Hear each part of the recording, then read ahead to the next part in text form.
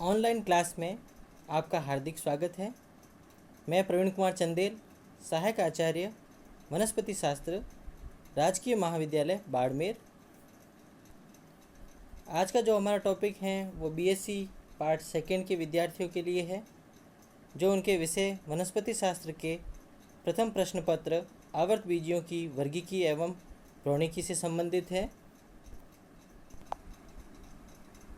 आज का जो हमारा टॉपिक है वो है major contribution of cytology and molecular biology to taxonomy. जो वर्गीकी हैं उसके अंदर कोशिका विज्ञान एवं अणुजीव विज्ञान का जो योगदान है उसके बारे में बात करेंगे। Cytology and molecular biology characters related to the both branched constitute an important aid to plant taxonomy, especially in determining affinities at the generic and intrageneric levels। तो ये जो दोनों ब्रांचेज हैं, कोशिका विज्ञान एवं अणुजीव विज्ञान, इनके जो लक्षण हैं, कैरेक्टर्स हैं, इनसे संबंधित जो लक्षणों का ज्ञान है, नॉलेज है, वो टैक्सोनॉमी के लिए बहुत ही उपयोगी हैं। इनके द्वारा जो नॉलेज मिलता है उसका हम यूज करके और टैक्सोनॉमी के अंदर जो विभिन्न ग्रुप हैं, विभिन्न समूह हैं, उनके बीच में बंधुता वंश लेवल पे और अंतर वंश लेवल दोनों पे सुनिश्चित की जा सकती हैं।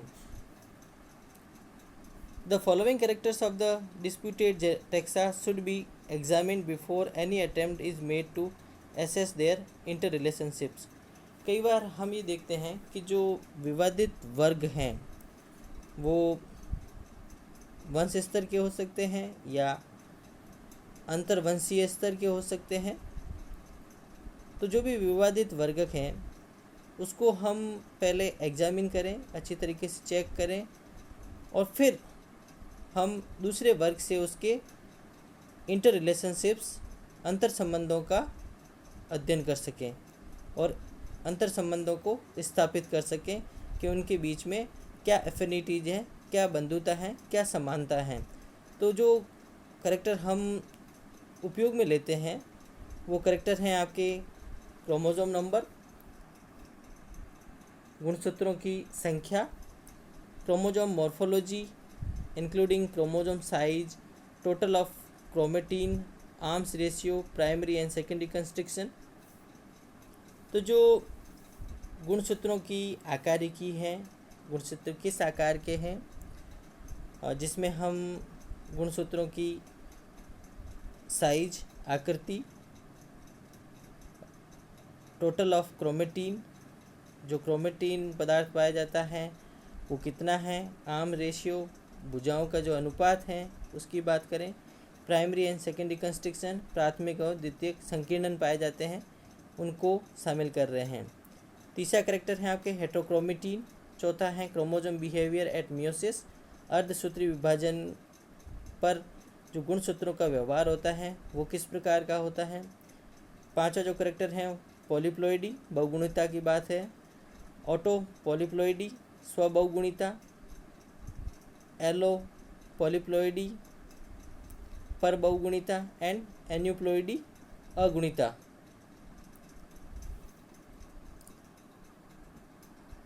छठा कैरेक्टर है, ये छठा लक्षण है आपका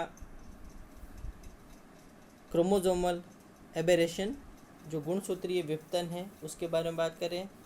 डिलीशन, विलोपन, एडिशन, जुड़ना, डुप्लीकेशन, द्विगुणन होना, ट्रांसलोकेशन, स्थानांतरण होना, तो क्रोमोसोमल एबेरेशन की भी बात कर सकते हैं इसके अंदर।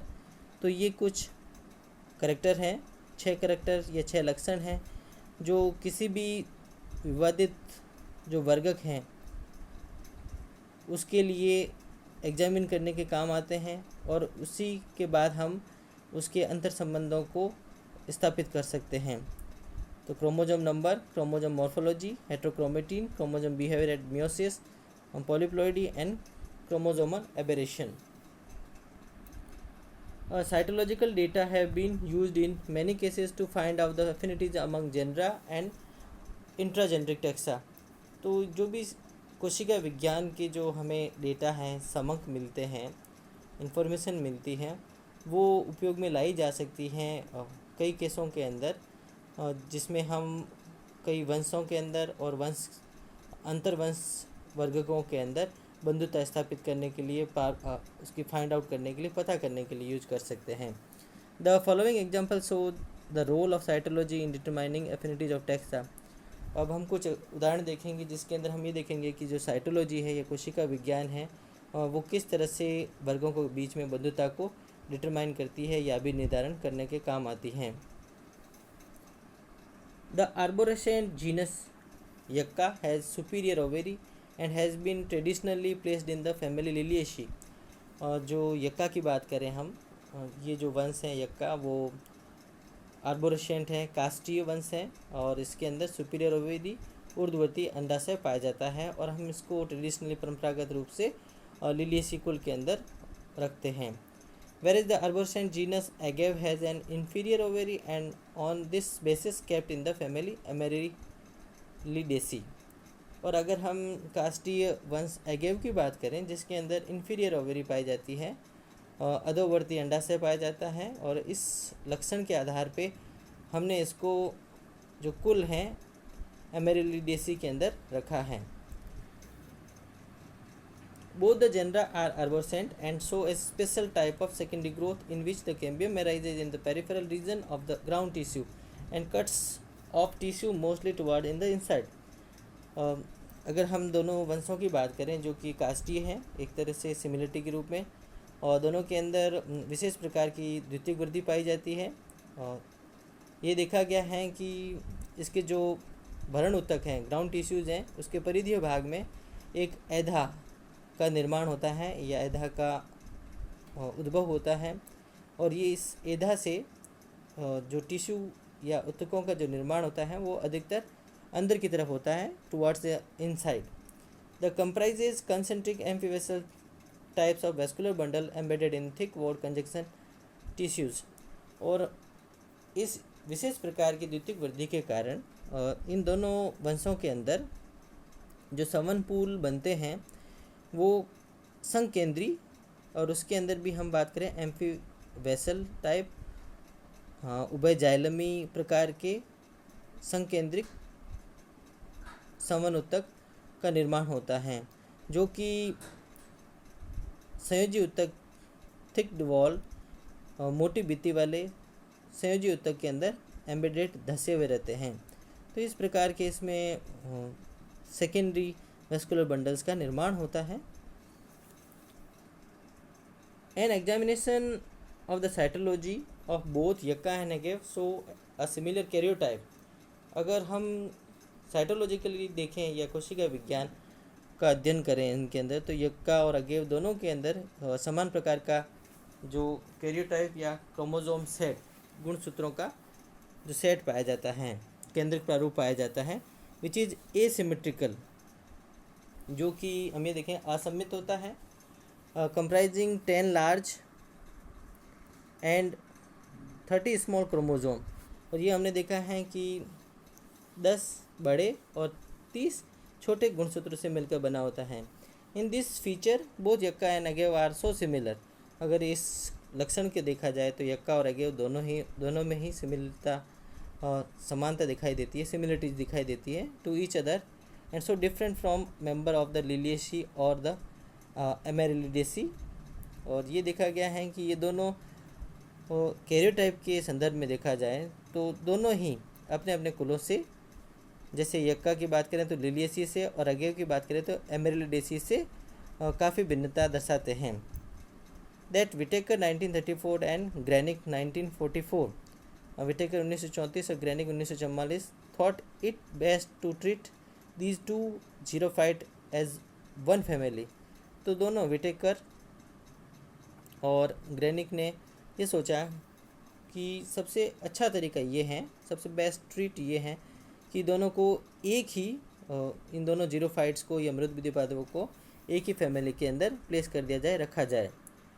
Thus, in the light of above evidence from morphology, similar habit, anomalous type of secondary growth, तो हम ये देखते हैं कि आकारिकी रूप से जो प्रमाण है हमारे पास, इसके जो आवास की समानता है, सिमिलरिटी इन हैबिट, प्रकृति के अंदर जो समानता है, जो उसकी प्रकृति है दोनों की जीरोफिटिक है।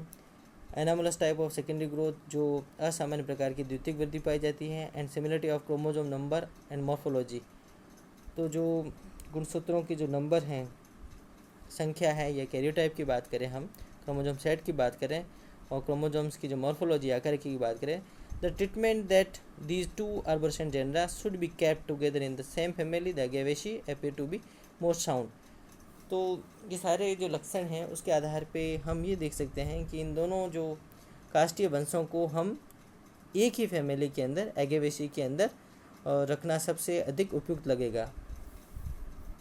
तो इस तरह से हम यक्का और एगेव के उदाहरण के द्वारा हम साइटोलॉजी और मोलिकुलर बायोलॉजी के जो कंट्रीब्यूशन को टेक्सोनोमी के संदर्भ में देख सकते हैं clearly. Another example where cytology has provided strong corroborative evidence for correct taxonomic assignment in this assignment is the genus Paeonia। तो अगर हम दूसरा एक और उदाहरण देखें जिसमें हम साइटोलॉजी की कंट्रीब्यूशन या रोल ऑफ साइटोलॉजी देखें इन टेक्सोनोमी, तो वो है आपका वंश पियोनिया, जिसके अंदर हम ये देख सकते हैं कि जो साइटोलॉजी हैं या कोशिका विज्ञान के जो डेटाज हैं, उसके द्वारा हम उसको ठीक करेक्ट टेक्सोनोमिक असाइनमेंट, उचित जो वर्गी की स्थान है उस पर रख सकते हैं। Traditionally it has been kept in the family Ranunculaceae as the sole representative of the tribe Paeonia. परंपरागत रूप से हम पियोनिया को रेननकुलेसी फैमिली के अंदर रखते हैं, और जो पूरे जो ट्राइब हैं पियोनी, सोल पियोनी, वो रिप्रेजेंटेटिव हैं जिसका पियोनिया उसको रेननकुलेसी में रखा गया है। In having the following characters Paeonia differs from all the members of Ranunculaceae. तो जो हम नीचे लिखे लक्षणों की बात करेंगे, जिसमें पियोनिया जो रेननकुलेसी के दूसरे अन्य सदस्य हैं उनसे भिन्नता दर्शाता है।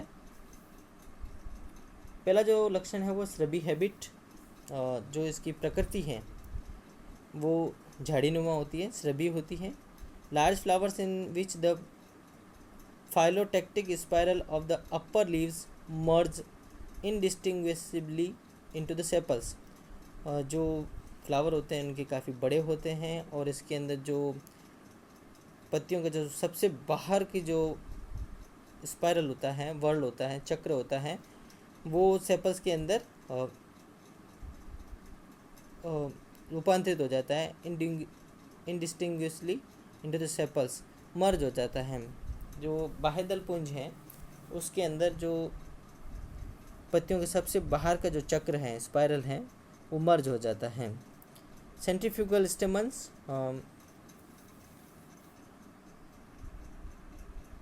अपकेंद्री पुंकेसर पाए जाते हैं। A ring like disc consisting of finger shaped lobes representing the innermost stamens। जो सबसे भीतरी जो पुंकेसरों का जो चक्र है वो अंगुलियों के उभरों के समान एक चक्रिका के रूप में, एक वलय के रूप में दिखाई देता है। प्रेजेंस ऑफ स्क्लेरिफॉर्म परफोरेशन प्लेट्स, जो सीढ़ी नुमा छिद्रित प्लेट है वो इसके अंदर उपस्थित होती है। अकरेंस ऑफ स्टेमन फेसिकल स्ट्रेसेस, और जो पुंकेसरों की गुच्छों की जो सिराएं हैं, ट्रेसेज हैं, बिंदु दिखाई देते हैं। स्टेमन फेसिकल स्ट्रेसेस और पुंकेसर गुच्छ की जो ट्रेसेज हैं, चिन्ह हैं, वो दिखाई देते हैं। Tapetum and endothecium two layered at places, जो टेपिटम है वो सूतक है, और एंडोथीसियम है, अंतःशिशियम है, वो द्विपर्तीय होता है कई स्थानों पे। Presence of multiple archesporium and embryo sacs, जो इसमें प्रप्रसूतक होता है वो मल्टीपल या बहुस्तरीय होता है, और इसके अंदर जो भ्रूण कोष है वो पाया जाता है।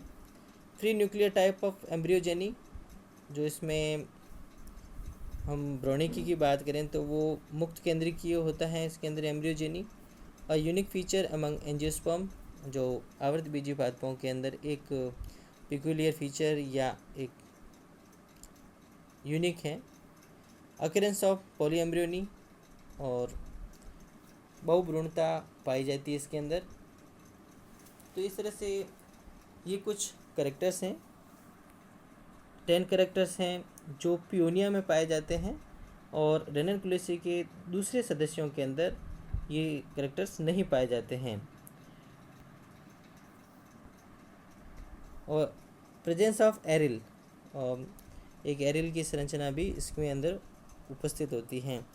तो ये 11 लक्षण हैं जो रेननकुलेसी के अन्य सदस्यों में नहीं पाए जाते और पियोनिया में पाए जाते हैं। Thus the genus Pionia differ from other species of the Ranunculaceae in certain features of gross morphology, anatomy and embryology। तो हम ये देख सकते हैं कि जो पियोनिया है वो Ranunculaceae की जो अन्य जातियाँ हैं, अन्य सदस्य हैं, उनसे आकारिकी की बात करें या शारीरिक की बात करें या भ्रूणिकी की बात करें कि उस संदर्भों में के वो दूसरे Ranunculaceae के अन्य सदस्यों से भिन्नता प्रदर्शित करते हैं। In fact, in having a free nuclear stage in its embryogeny, और जैसे हम देखें कि इसकी जो भ्रूणिकी है, एम्ब्रियोजेनी है या भ्रूणता है, उसके अंदर मुक्त केंद्री की अवस्था पाई जाती है। Paeonia is unique among the angiosperm, और पियोनिया जो है वो एक इकलौता है इसके अंदर पियोनिया जिसके अंदर फ्री न्यूक्लियर स्टेज दिखाई देती है एम्ब्रियोजेनी के अंदर। Has filled up the great phyletic gap between the gymnosperm and angiosperm. तो हम बात करेंगे अनावर्त बीजी पादपों और आवर्त बीजी पादपों के बीच में जो फाइलेटिक गैप है उसको ये जातिवृत्तीय जो रिक्त स्थान है उसको पियोनिया अच्छी तरीके से भरता है, क्योंकि पियोनिया के अंदर वो करेक्टर्स पाए जाते हैं जो जिम्नोस्पर्म में भी पाए जाते हैं और एंजियोस्पर्म में भी देखे गए हैं। तो जो एंजियोस्पर्म में केवल पियोनिया ऐसा है जिसमें फ्री न्यूक्लियर स्टेज दिखाई देती है, और जिम्नोस्पर्म में कॉमन है। तो दोनों के बीच में योजक कड़ी के रूप में या कनेक्टिव लिंक्स के रूप में फाइलेटिक गैप फिलअप करने के काम आ रहा है। An examination of the cytology of the genus Paeonia, अगर हम पियोनिया के वंश पियोनिया की अगर हम साइटोलॉजी की बात करें, कोशिका विज्ञान की बात करें, reveals that in having a basic chromosome number of 5, तो इसमें जो गुणसूत्रों का जो आधारभूत संख्या है वो 5 पाई जाती है। Paeonia is also unlike other Ranunculaceae in which the base number are 6, 7 and 8। इस संदर्भ में भी अगर हम देखें, इस रेफरेंस में भी देखें तो रेननकुलेसी के जो दूसरे मेंबर हैं, दूसरे सदस्य हैं जिसके अंदर जो आधार संख्या है वो 6, 7, 8 पाई जाती है, उससे भी ये पियोनिया अलग हैं। Further the chromosome of Paeonia are of comparatively much larger size and of an altogether different morphology. अगर आकार की बात की जाए तो पियोनिया दूसरे सदस्यों की तुलना में जो इसके अंदर जो गुणसूत्र पाए जाते हैं वो काफ़ी बड़े आकार के पाए जाते हैं, और उनकी जो आकारिकी हैं वो काफ़ी अलग पाई जाती है, डिफरेंट पाई जाती हैं। Cytological evidence therefore admirably corroborates the evidence from the other aspect of study that Pionia is different from other Ranunculaceae। तो जो साइटोलॉजिकल प्रमाणों की बात करें और इसके साथ में हम जो दूसरे ब्रांचेज हैं या दूसरे जो एस्पेक्ट हैं, पहलू हैं, उसकी अध्ययन के बाद हम ये देख सकते हैं कि पियोनिया जो है वो रेननकुलेसी जो अन्य रेननकुलेशियस मेंबर्स हैं, सदस्य हैं, उससे विभिन्नता या भिन्नता प्रकट करता है। It should be therefore removed from the Ranunculaceae and kept as the sole representative of the family पियोनियेसी।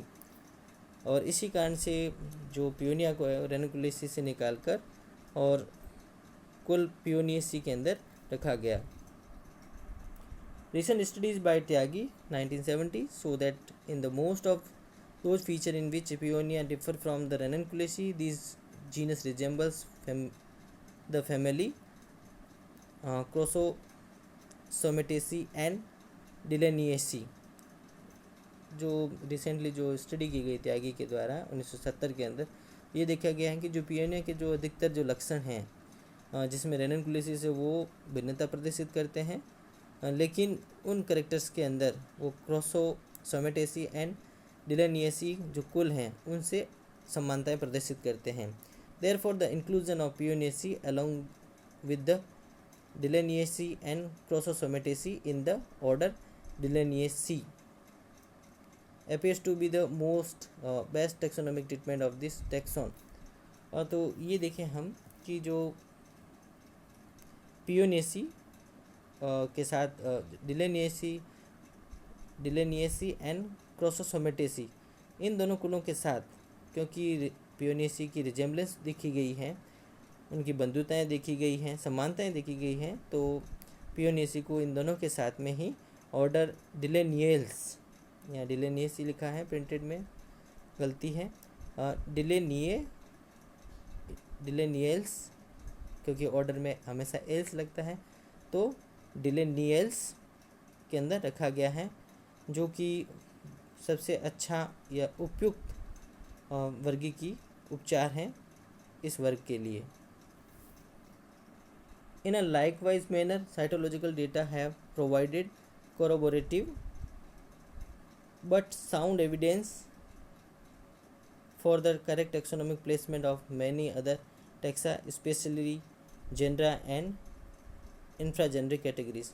तो हम ये देख सकते हैं कि इस तरह से जो साइटोलॉजिकल या कोशिका विज्ञान के जो डेटाज हैं, जो साइटोलॉजिकल करेक्टर्स हैं, उससे जो हमें डेटाज मिले हैं, उन डेटाओं का हम यूज़ करते हुए, उन प्रमाणों का यूज़ करते हुए हम किसी भी वर्ग को उसके उचित स्थान पर रख सकते हैं। और इस तरह का जो डिस्प्यूटेड केसेस देखे गए हैं उनको साइटोलॉजिकल या कोशिका विज्ञान के आधार पे हम सॉल्व आउट कर सकते हैं, उनका सॉल्यूशन निकाल सकते हैं। ये भी देखा गया है कि जो अधिकतर जो बात आ रही है वो है जेनरा, वंश और अंतर्वंशीय वर्गकों के। तो वंश और अंतर्वंशीय वर्गकों के अंदर जो भी डिस्प्यूटेड हैं उनको सॉल्व आउट करके और करेक्ट टैक्सोनॉमिक प्लेसमेंट साइटोलॉजिकली डेटा के आधार पर दिया जा सकता है।